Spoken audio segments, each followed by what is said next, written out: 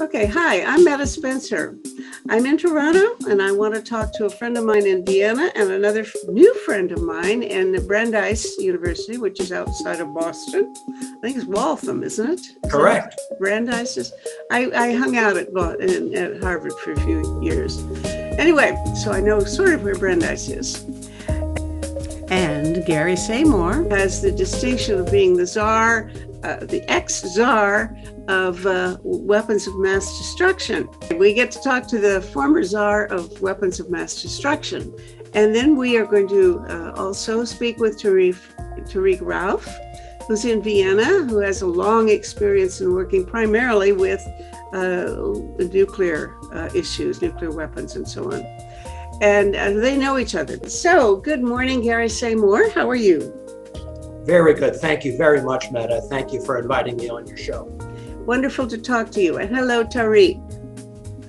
Good afternoon from Vienna to you. Okay, fellas. Now, we know there's some news today, and I think we want to start off with the news of the day, which is that the US and the UK and Australia have come together with some new defense plan. I guess we can dignify it with the term defense, whereby I believe the Australians are going to buy a bunch of nuclear submarines. Who wants to comment on this development? This is a very dramatic break with U.S. policy, except for U.S. cooperation with the UK on nuclear-powered submarines, which started, really was established during the Kennedy administration. The U.S. has always resisted cooperating with its allies on the development of nuclear-powered submarines. And that reflects a very strong view on the part of the U.S. nuclear Navy not to have to contend with other countries, even friends, developing nuclear-powered subs. So this is a really dramatic change in U.S. policy, and I think it reflects the administration's concern about China, because obviously China will be the target of this change in policy. And I expect that having made an exception for the Australians, I wouldn't be at all surprised if other US allies or would-be allies in Asia, including Japan, South Korea, India, I wouldn't be at all surprised if they make similar requests. So it'll be interesting to see in the future whether Washington decides to extend this exception beyond Australia to other Asian allies. I think Canadians would be feeling a little bit out of joint because Yes, Gary might remember in 1987, the Canadian government wanted to have a fleet of 10 to 12 nuclear-powered submarines, and the candidates were either the French Ruby submarine or the British Trafalgar-class submarine, but it still needed permission from the US for the British submarine because the naval nuclear propulsion reactor was of the US design. In the end, Canada didn't fortunately buy them because they didn't have the money to buy them. But one amusing side note is that when then Canadian Foreign Minister Joe Clark was asked, why would Canada need a fleet of nuclear-powered submarines? And he said, well, we need these submarines to keep the Americans out of the Arctic. Because under Pierre Trudeau, the father of the current prime minister, Canada drew these straight baselines from the very edge of the western seacoast and the eastern seacoast all the way to the North Pole and said everything inside this triangle is ours. And of course, the US challenged that. And every year or every couple of years, the US nuclear-powered submarine would transit under the Arctic ice and they would break through. And a couple of years, the British would do the same. And to rub the Canadian nose into the snow, they would play a cricket match up on the North Pole with the submarine's conning tower coming out of the broken ice. But I have a more serious concern here, which this is, first of all, this is not the first time that the Australians have been thinking about nuclear submarines.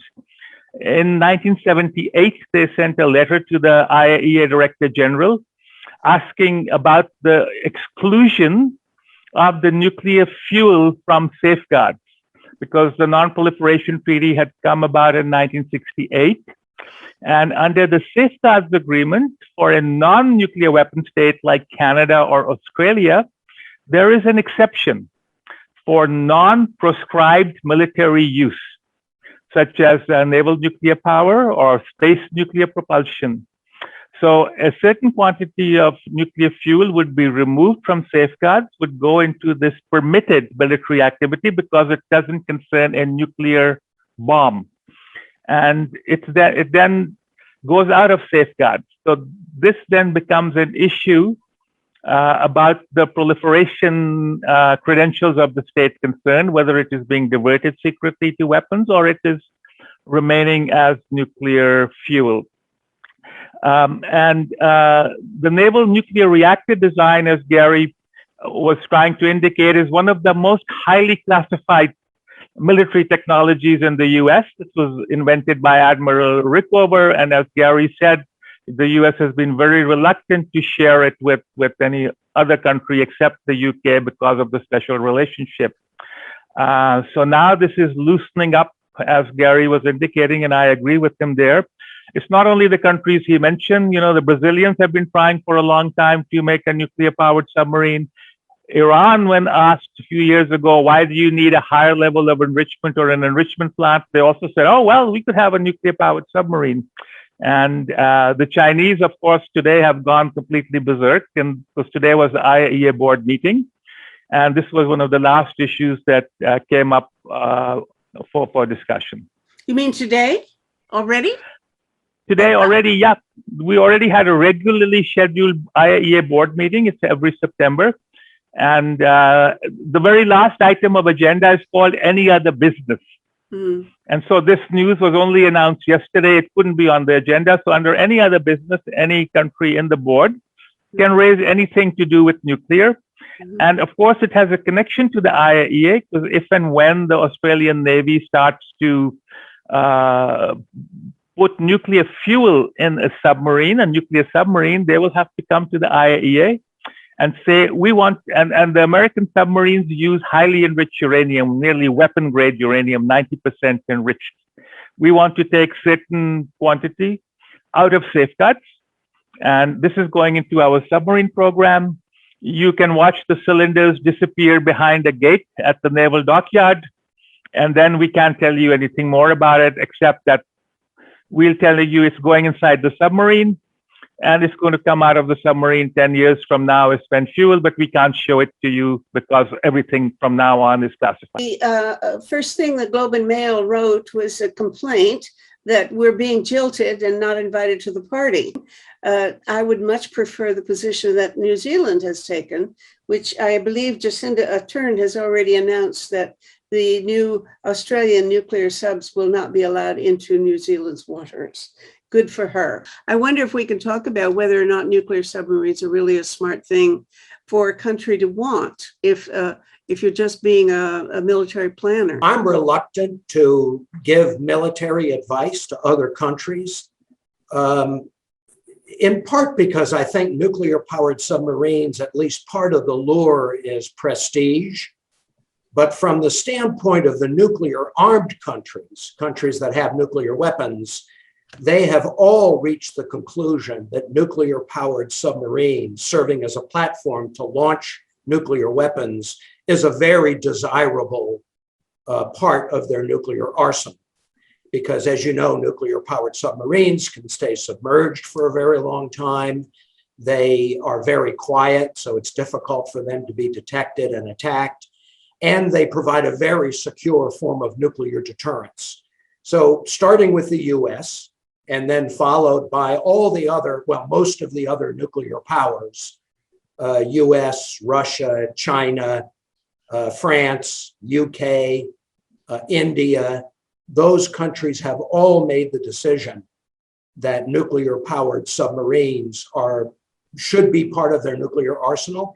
And those that don't have the capacity to produce nuclear-powered subs, like Pakistan and North Korea and Israel, they're all building conventional or buying conventional submarines to use as nuclear delivery platforms.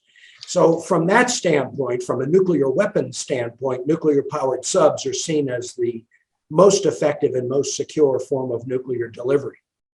Okay, but I was told, correctly or not, that actual conventional submarines are quieter, and therefore, from the standpoint of detectability, preferable. From the standpoint of the Australians, they're obviously buying or building these submarines not for nuclear delivery, but as attack submarines. In other words, submarines that are designed to attack enemy vessels or potentially land targets, depending upon the type of missiles that they carry.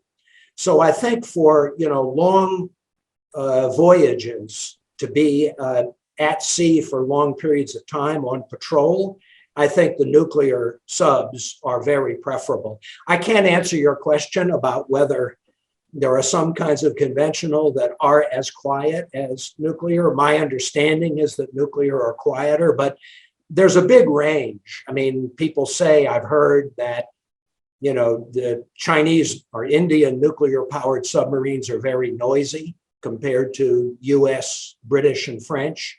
So, but this is a very arcane area. Yes, I think we should make a distinction between nuclear armed submarines that carry ballistic missiles, which is the secure part of the deterrent of Russians, Americans, and nuclear powered submarines that carry non-nuclear weapons or conventional weapons. So these, as Gary mentioned, are referred to as attack submarines, and they can carry cruise missiles or torpedoes, but they are not armed with nuclear warheads.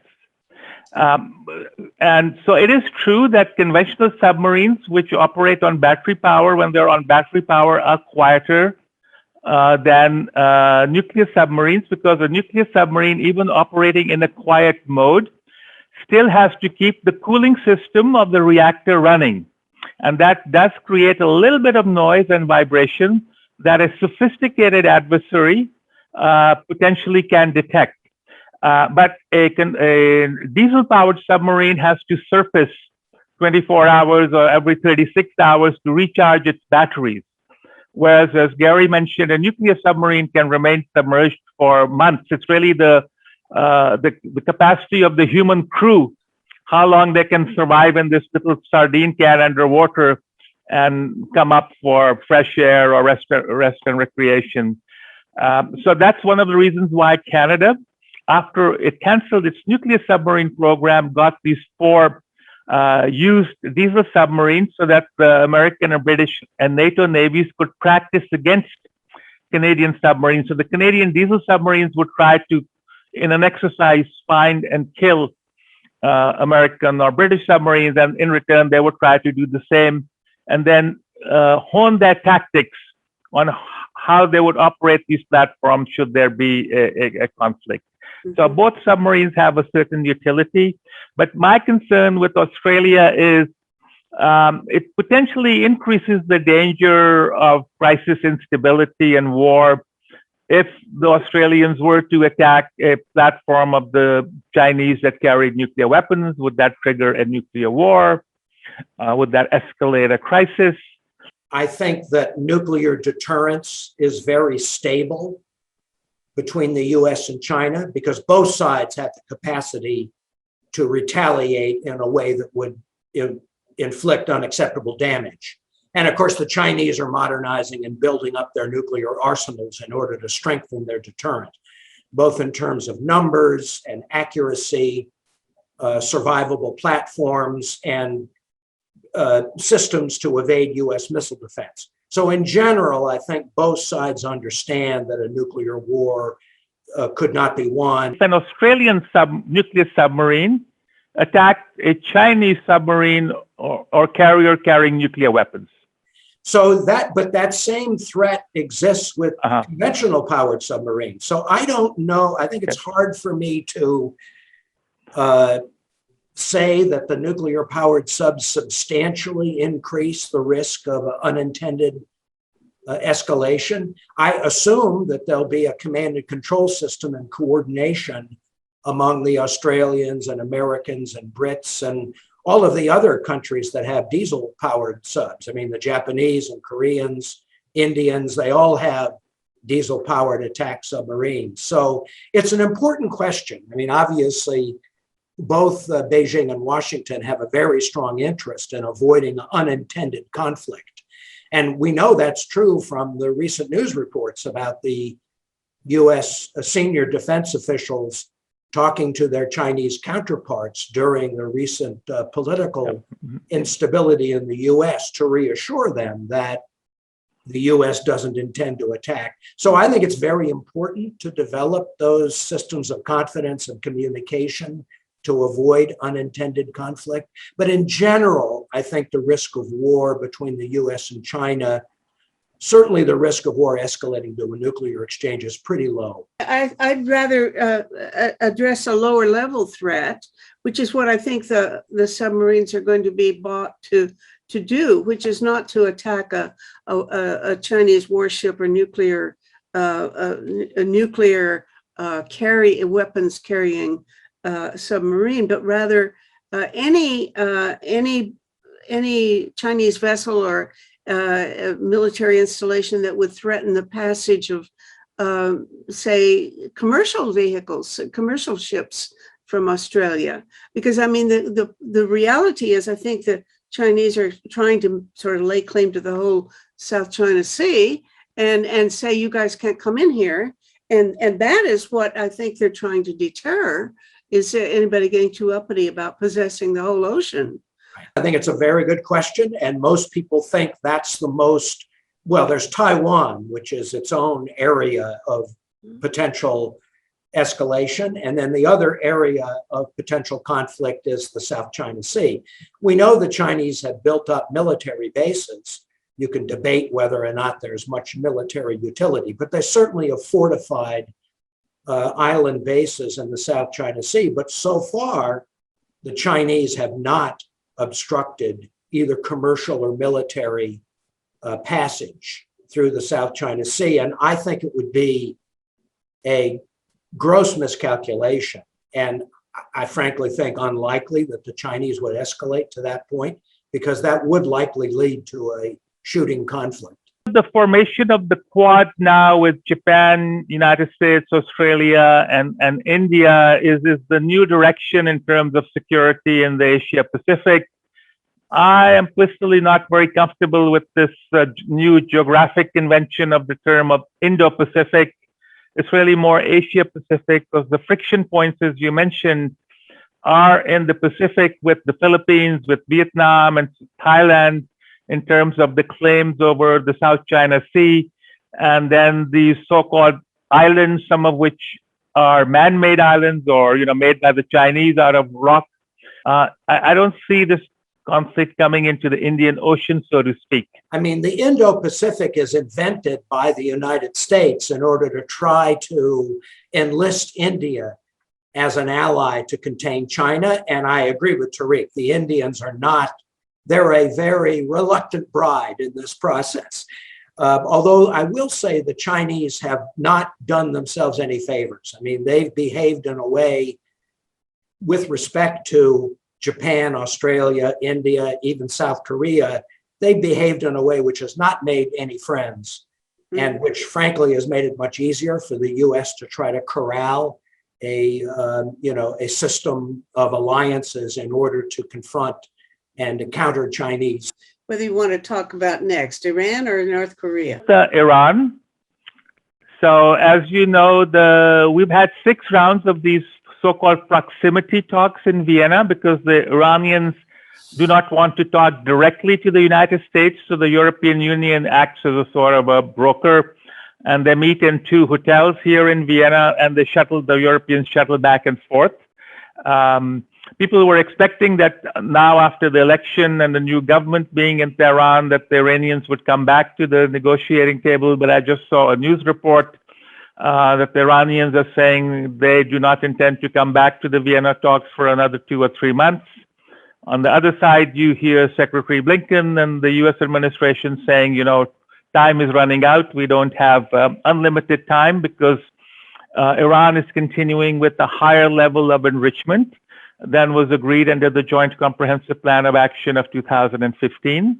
And since when President Trump stepped out of the JCPOA in May of 2018, the Iranians waited for a year, and then starting in June 2019 till February 2021, they took a series of about 9 or 10 steps where they escalated their nuclear activities. And so now they're making 20% enriched uranium. They've also made a small quantity of 60% enriched uranium, whereas under the JCPOA, the limit was 3.67%. They have about 8,500 centrifuges enriching. Under the JCPOA, it was about 5,060. Also, the Iranians have walked back several of the transparency measures, like daily visits to the 2 enrichment sites, certain IAEA verification equipment. So the IAEA Director General went to Tehran on Sunday and managed to get another extension whereby the IAEA will continue to record its monitoring devices will continue to record, but the media will remain in Iran. And then finally, starting in 2019, the IAEA also found some particles of uranium at 3 different locations, which suggests that Iran was carrying out nuclear activities there in the past, about 20 years ago, related to its nuclear weapon program that it had not informed the IAEA about, and the IAEA wants more information on that. And the Iranians are holding back on that.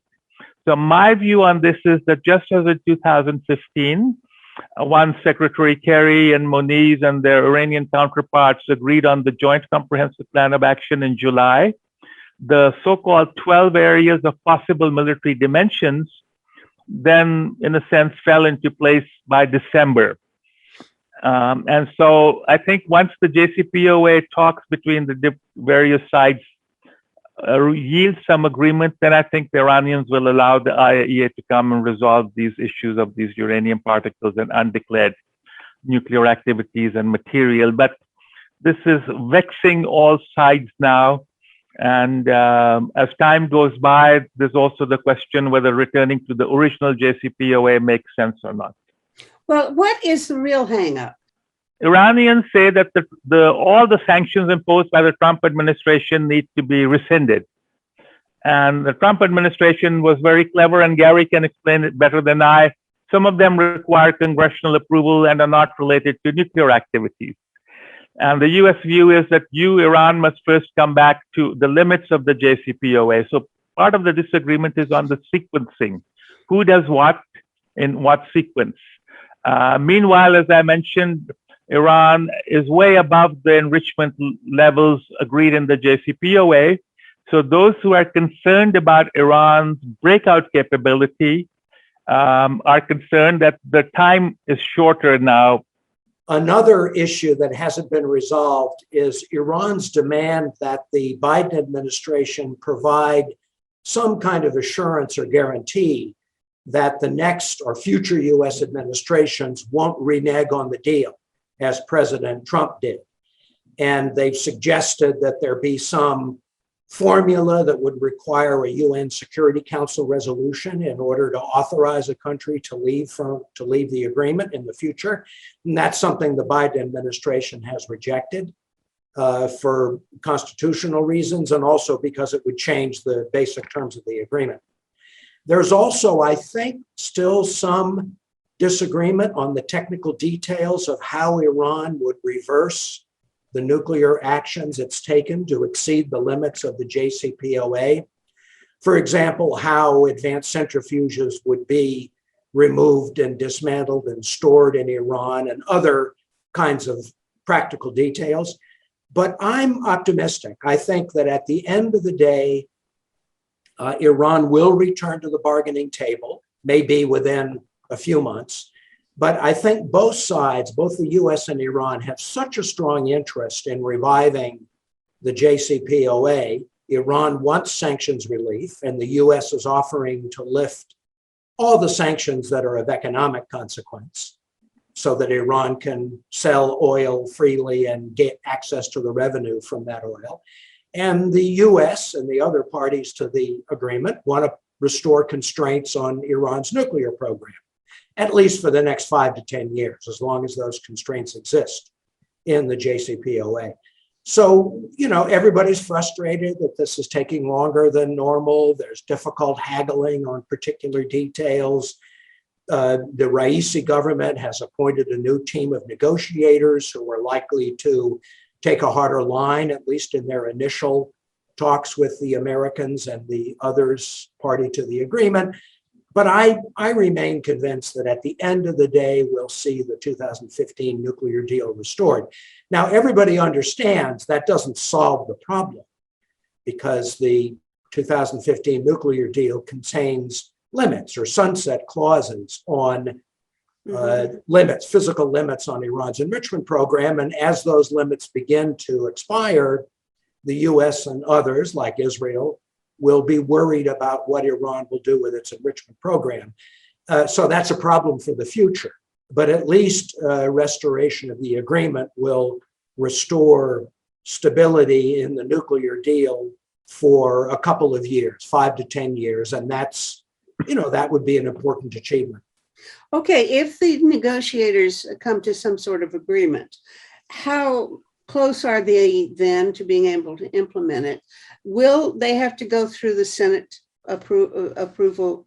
They don't have to get Senate approval. How come? No. I've never really Well, because this is why. Well, this agreement is not legally binding. It's not a treaty. It's not an executive agreement. It's an understanding from the American standpoint. So it doesn't require Senate confirmation or even approval by Congress.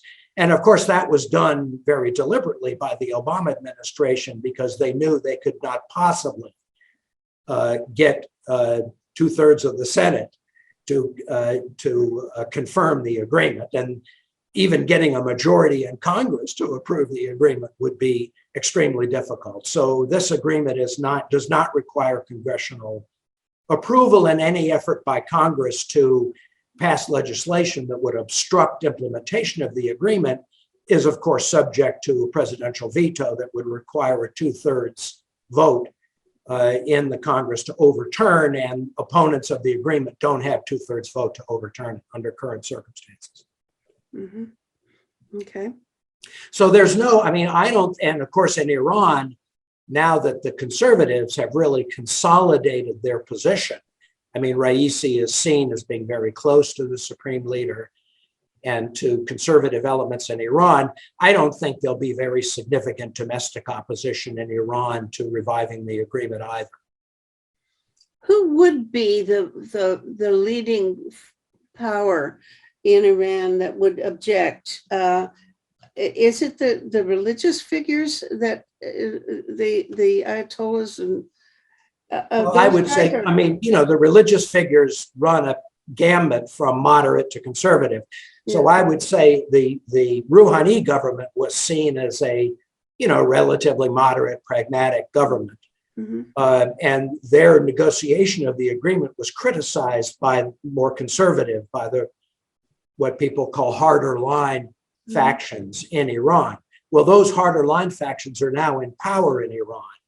And with responsibility to govern and with concern about the Iranian economy, they have a very strong interest in lifting the sanctions so that Iran's economy can prosper. And they, of course, would gain political credit for bringing economic relief to the population. So that's why I think at the end of the day, Raisi will try to persuade Supreme Leader Khamenei to authorize a deal to restore the 2015 agreement. Mm-hmm. Okay. Yeah, some people think that also the Revolutionary Guards, they benefit from the sanctions because of smuggling and so on. Oh. So a lot of material, is smuggled into Iran from the Gulf. If you go to Tehran, it's lit up like Paris. All the big Western brands are all present there. You can buy Apple phones there, Gucci bags, and so on. And so there is a certain group in Iran that benefits from the sanctions because they can do the smuggling, bring in goods, and then sell them at prices and keep the money. So it depends to see how much power the IRGC has, and they are the ones also who are claimed to be the ones supporting the Hezbollah and some other regional actors that the U.S. and other Western countries have problems with. Before we go into North Korea, I want to ask a side question, which also has to do with recent news in Washington, and that is the publication of the book Peril, which I believe is alleging that General Milley blabbed. And I wonder what your opinion is about the propriety of his contacting his Chinese counterpart.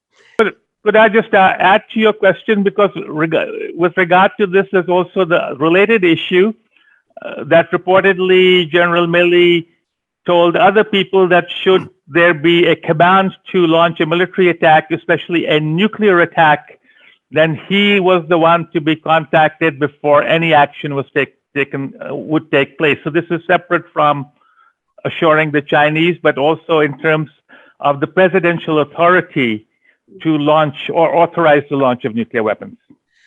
Good point. Very important point. Milley's calls to his Chinese counterpart, the more we learn about these calls, it certainly appears that the reporting in the Woodward book is inaccurate and sensationalized, that Milley's calls to his Chinese counterpart were authorized, they were coordinated with the interagency.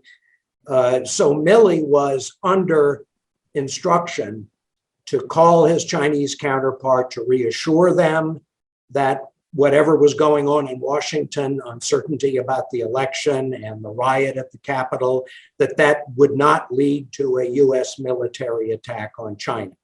So if that's true, then what Milley did was not in any way a treasonous activity. Mm-hmm. On the question, well, I mean, I think we'll learn more about this. On the nuclear issue, nuclear command and control, I think from a technical standpoint, the president can authorize the use of nuclear weapons without consulting with or even informing the chairman of the Joint Chiefs. But as a practical matter, and in customary, to the extent that the US does wargaming and practices these kinds of things, the Joint Chiefs of Staff is always in the loop in terms of at least being informed. Now, I don't know of any evidence that Trump was crazy enough to think about starting a nuclear war, but the fact that Milley was nervous, I think, says a lot about his perceptions of Trump's state of mind, his inability to accept that he lost the election, and his apparent, tacit support for efforts to overturn the election, including by force. I think that really says a lot about concern people had in the administration about, Trump's mental stability. And I think it's perfectly appropriate for him to remind people who would have responsibility for launching nuclear weapons that he should be informed if such an order was ever issued. So I don't see that as being particularly, unusual, except for the fact that Milley actually thought this was possible, given his perception of Trump's instability. Will this harden people's opinions one way or another? So far, I don't think anybody in the Trump camp has been movable by any means whatever, but maybe I'm mistaken. But I believe there have been efforts in Congress to enact some sort of legislation saying that the president can't just single-handedly throw us into a nuclear war. And I don't know where that stands. It never seems to go anywhere. I never hear much more about it in the press. Right. Would this kind of event have any impact on the plausibility of such an effort? I honestly don't think so. I mean, it's one of the really difficult conundrums of the nuclear age that, you know, a command and control is an exceptionally difficult problem for all the nuclear armed powers to deal with, and they dealt with it in different ways.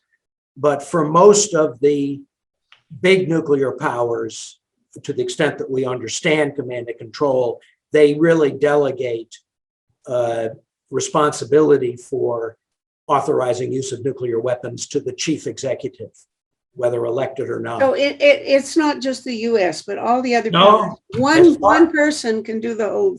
I mean, technically, but you know, in reality, the president does not have a button he can push that will launch a nuclear weapon, right? There's a whole chain of command of people who are involved in the launching of nuclear weapons. And I think that's true for all of the nuclear powers, that there's a whole system of a structure of command and control that's necessary in order to launch nuclear weapons. Now, that may not be true in North Korea, right? I mean, I don't think we know what North Korea's command and control system is, but in all the other countries, to the extent that we understand, a single person can't really launch a nuclear weapon. They can order it, but that order can be intercepted and halted along the way. And I mean, thank God we've never had to test the proposition. If a madman, you know, was president or premier and ordered a nuclear attack that was insane, would that order be carried out? Thank God we've never had to test that proposition. But I don't see any way to legally structure a different command system that makes any sense. I mean, you know, there have been efforts to think about congressional approval. Well, that's ridiculous, because in a nuclear war, there wouldn't be any Washington, D.C. left. So, you know, the Congress can't vote. They can't vote on anything anyway. They certainly can't do it in the time frame necessary to make a decision. And I think in the command, you know, in terms of command structure, the president, at least in the American system, the president is the commander in chief of the armed forces. So you can't, I don't see how you can encumber his authority in a legal way, you know, in a legislative way that would make any sense. Yeah. No, I agree with you there. Yeah. Mm-hmm. Well, that only strengthens the argument. The only way to get rid of nuclear war, prevent nuclear war, is get rid of nuclear weapons. Because if you can't pass a law that's going to constrain anybody, then you're in deep trouble. I agree with you. I think the best guarantee to avoid nuclear war would be to eliminate nuclear weapons. And hopefully one day we'll achieve that. But for the time being, we got to live with this. You know. Okay, you were the czar, man. Yeah, please tell us why you didn't do it. Under Obama, you were in charge of giving advice, maybe the top guy for giving advice about such matters. And he made a lot of gestures, at least one beautiful gesture in Prague, which never came to fulfillment. Can you explain what went wrong? Well, I think Obama, you know, certainly wanted to reduce the nuclear threat. And he saw arms control with Russia as a way to do that. He wanted to secure nuclear materials to reduce the risk that terrorists would acquire nuclear weapons. And that, by the way, I think is where you really had some good effect, right? You were able to do something like that. Thank you. I think we did have some effect, although it's hard to measure. I mean, obviously, Obama was very focused on Iran and preventing Iran from getting nuclear weapons. But I think the simple answer to your question, why can't we get it done, is because the 9 countries that have nuclear weapons are not prepared to give them up at this time. In fact, all of them, to one extent or the other, are engaged in long-term modernization programs or building up their nuclear capabilities. And I think that's, as long as international politics is structured the way it is, where war is a possibility. I mean, I don't think it's a likelihood, but it's a possibility that the US and Russia would fight a war. or that the US and China would fight a war, or India and Pakistan would fight a war. As long as international relations are structured in such a way so that war between sovereign states is a security threat, I don't see how it's possible to eliminate nuclear weapons. We can reduce the threat, we can manage the threat, but until that basic fact of international politics, at the end of the day, being the law of the jungle, I just think that the countries that have nuclear weapons are determined to keep them. And our challenge, of course, is to prevent additional weapons from acquiring them, which we've been very successful in doing. Gary, because this is to the Intermediate Range Nuclear Forces Treaty, or the INF Treaty, and it was during the Obama administration that the U.S. accused Russia of violating it, but they never told us what the missile was, which it took the Trump administration to tell us that it was this thing called the 9M729. So one question was, why was the Obama administration shy in naming the system that it's this particular system that the U.S. thinks is in violation of the INF Treaty, and while they continue to talk with the Russians, the Trump people were the ones who exposed it. And then I was also reading this book. You've seen this by Rose Gottmuller. In that she has some comments about her experience in negotiating the New START agreement and the pressure she felt from Gary's office and others, because people in the White House thought that not enough progress was being made in Geneva. And although President Medvedev and Obama had agreed to get this treaty, the negotiators weren't delivering the goods. And she was, in the book, she's trying to explain that, it's not that easy to nail all the details of the treaty. So I was wondering whether Gary had something to enlighten us on that as well. Sure. So I haven't read Rose's book yet. I have to get a copy. There was certainly pressure from the White House on Rose, on me, on the interagency to get the New START treaty done as quickly as possible. And as I'm sure Rose talks about, Obama got directly involved in a way that was, I think, unprecedented, and I'm not sure very positive. He got directly involved in negotiations with Medvedev on a number of issues, which I frankly thought were more technical than president should talk about, like the extent to which telemetry should be included in the verification provisions of the New START treaty. But yes, there was a very strong political pressure from the White House, to get this treaty done. And we got the treaty done in unprecedented amount of time. I mean, normally these big arms control treaties take years to negotiate. And we did it in, I think, about a year and a half. So I sympathize with Rose. I felt the pressure too, believe me. It wasn't just Rose. But I think I often served as the instrument of conveying that pressure to her and her team, right. Out in Geneva. On the INF question, I mean, I remember first being told about what we suspected were the Russian violations. And I was told that this was so sensitive that we couldn't tell anybody about it. Uh-huh. I mean, it was based on such sensitive intelligence, and I don't want to talk about exactly what it was, but I was told that we couldn't discuss this with our allies, we couldn't discuss it with the Russians, we couldn't discuss it with Congress. So I think that the delay in providing details to all of those governments and publicly really had to do with the sensitivity of the intelligence. Eventually it leaked out. And just a footnote, I have no doubt that the Russians cheated on the INF treaty. Why they cheated, I just don't understand. I mean, I'm not sure that this ground-launched cruise missile really serves much of a military value, but if they really felt they needed it for their defense against NATO, why not just withdraw from the treaty and go ahead and deploy the system? But, the Russians, unfortunately, have a very long and notorious history of cheating on arms control treaties. And they followed their form. I mean, when the US wants to get out of a treaty, we just get out of the treaty, like the ABM treaty, which is the legal way to do it. The Russians prefer to cheat. You have such a long record of Russian cheating that anytime the US negotiates an arms control treaty with Russia, the natural skepticism from the opponents is, why should we trust these people?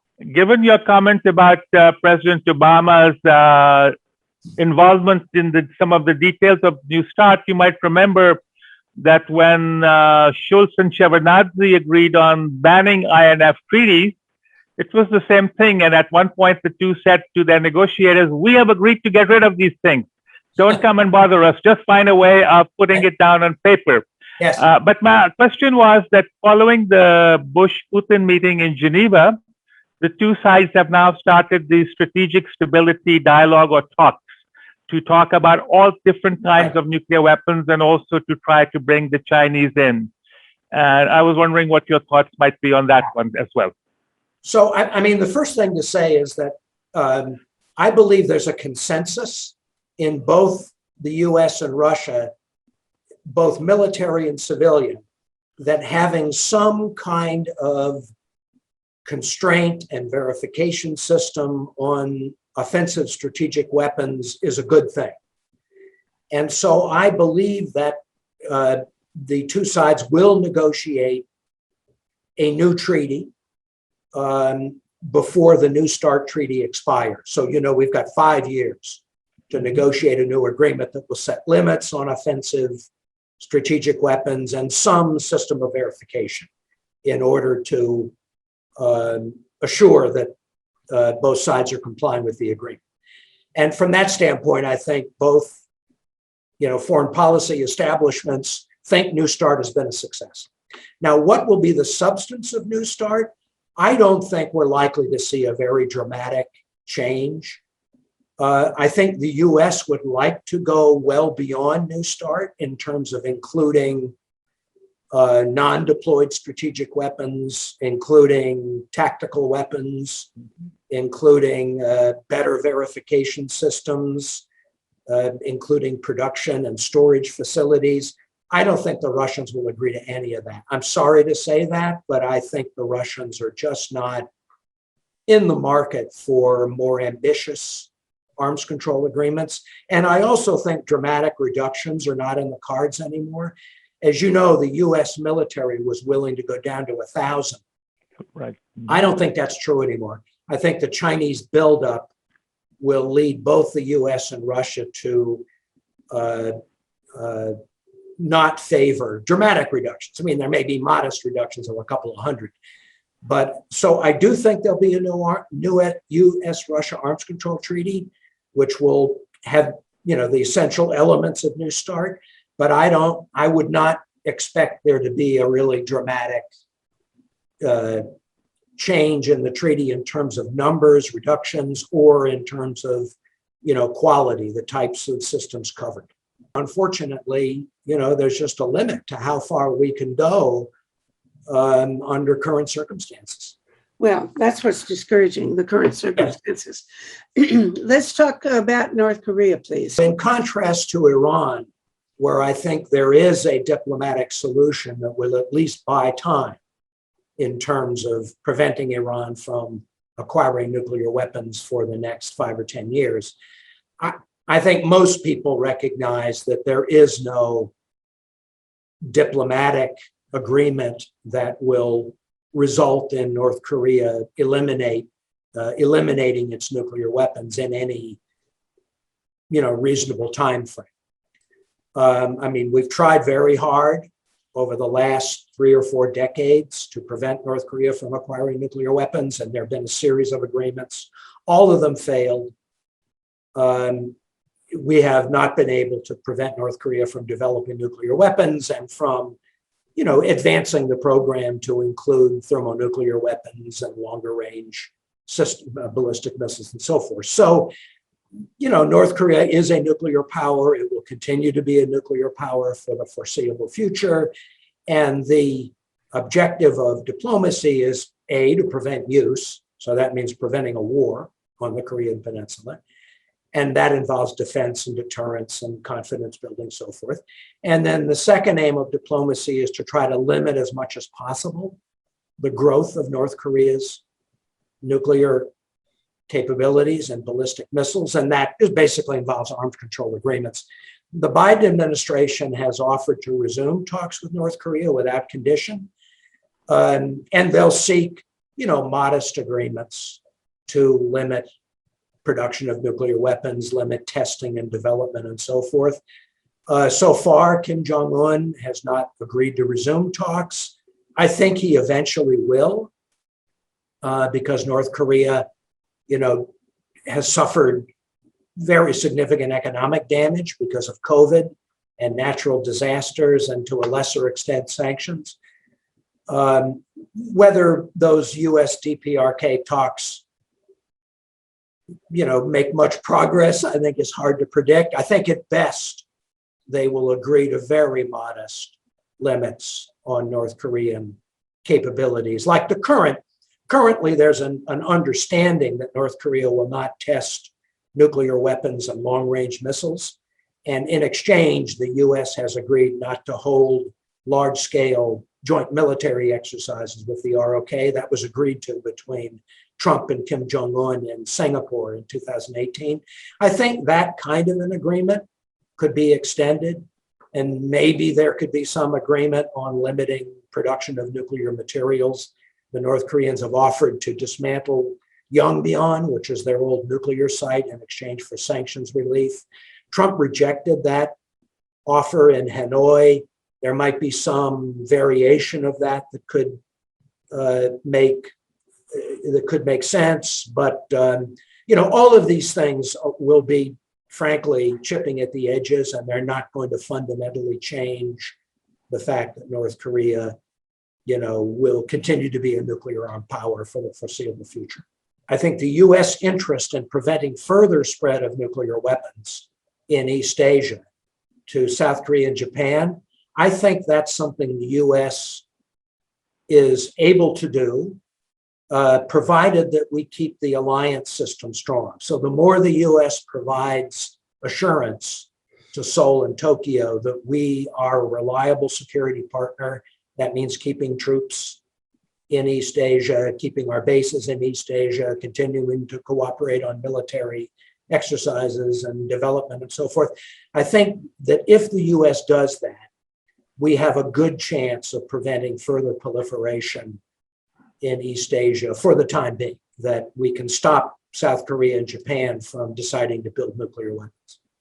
That means, I assume, that you don't want Biden to go for the sole purpose declaration. To me, the sole purpose declaration doesn't gain very much, because the Chinese and the Russians won't believe it, of course. Why would they? We don't believe their no first use or sole purpose declarations. And it has the downside of, whether it's justified or not, it has the downside of creating doubts in the minds of our allies who don't like to see constraints on US nuclear doctrine. So for me, I've always found these debates over nuclear doctrine to be pretty specious, in the sense that I think the value gained is very low and the potential damage is potentially high. So my inclination is to, keep things about where it is. Now, we'll see when Biden comes out with his nuclear posture review. But, Trump's language was very close to Obama's language, that, the U.S. will only use nuclear weapons in the most extreme circumstances. He was certainly capable of using very inflammatory language, at certain moments. Yeah. No, I'm talking about the official doctrine of the U.S. I just don't see, much upside to sole purpose. And I think, as I said, I think there is a downside in terms of creating doubts and running the risk of inadvertently creating a greater threat of other countries building nuclear weapons.